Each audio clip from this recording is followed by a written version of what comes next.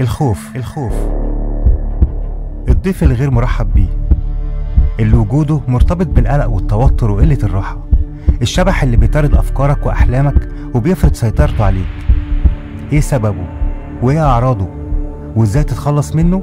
ده اللي هتعرفه النهاردة في لوجيك بلس.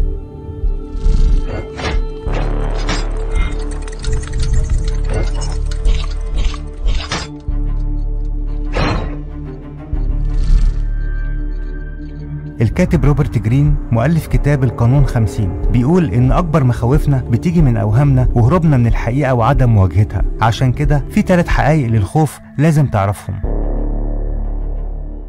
عود نفسك لما تيجي تتعامل مع الخوف ابدأ بالجزء المخفي مش الظاهري، لأنك لو اتعاملت مع الجزء الظاهري مش هتحل حاجة. وهديك مثال، لو عندك مثلا خوف من مواجهة الناس، انك تطلع تتكلم قدامهم او انك تناقشهم، فبيكون هو ده خوفك من الجزء الظاهري للمشكلة، واللي غالبا هتتعامل معاه بالرفض او الهروب من المواجهة. لكن لو فكرت بشكل اعمق وتعاملت مع الجزء المخفي هتلاقيك بتعاني من عدم الثقة وضعف الشخصية، وهو ده سبب خوفك الحقيقي اللي لازم تواجهه وتشتغل عليه، مش انك تهرب منه. مواجهة الخوف أسهل بكتير من التعايش معاه. لو قبلت إنك تعيش مع خوفك هتفضل دايما تتجنبه وإنت معتقد إن ده هيخليك تحس بالأمان، لكن في الحقيقة إنت كده بتزود خوفك أكتر ومعاناتك مع الوقت بتزيد.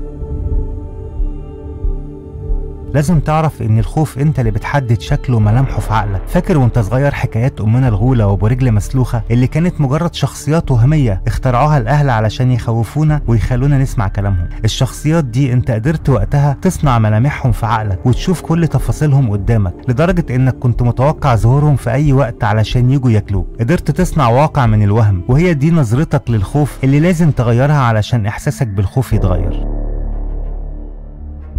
لو تعرضت لموقف وما كنتش مستعد له، اللي هيحصل ان جسمك هيعمل عليك ثورة، الادرينالين هينتشر في جسمك، ضربات قلبك هتزيد، وهتحس بألم في معدتك. ده غير ان هيحصل لك توتر وتفكيرك هيقف، وهتبقى تقريبا فقدت السيطرة على نفسك.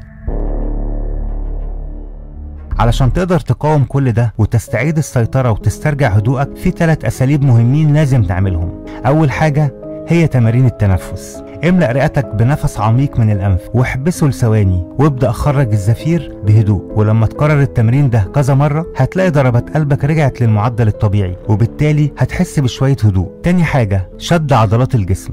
شد عضلات جسمك كلها لمدة 10 ثواني وارجع ارخيها نص دقيقة، وكرر الموضوع ده 5 مرات على الأقل. هتلاقيك هديت ورجعت تسيطر على نفسك من تاني، خصوصا لو كانت حالة الخوف شديدة وممكن توصلك للإغماء، لكن الطريقة دي هتخليك ما توصلش للمرحلة دي. تالت حاجة تشتيت العقل. حاول تبعد نفسك عن طريقة التفكير اللي وصلتك لثورة الادرينالين. ابعد نفسك عن مصدر القلق واشغل عقلك بالتفكير في أي موضوع تاني، زي مثلا انك تعد في سرك من 1 ل100 بالمقلوب، او انك تسمع لنفسك حاجة انت حافظها، او انك تسأل نفسك أسئلة وتجاوب عليها، وهكذا.